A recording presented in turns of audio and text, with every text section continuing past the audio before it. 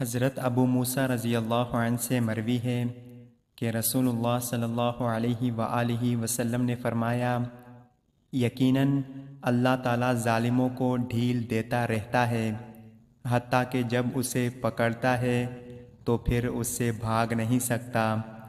پھر آپ صلی اللہ علیہ وآلہ وسلم نے یہ آیت تلاوت کی۔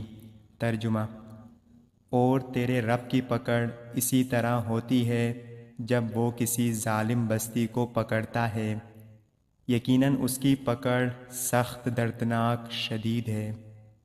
حضرت ابو امامہ رضی اللہ عنہ سے مروی ہے کہ رسول اللہ صلی اللہ علیہ وآلہ وسلم نے فرمایا، یقیناً آدمی اپنے اچھے اخلاق کی وجہ سے رات کو جاگنے والے اور دوپہر کی گرمی کی پیاس برداشت کرنے والے روزے دار کے درجات پا لیتا ہے۔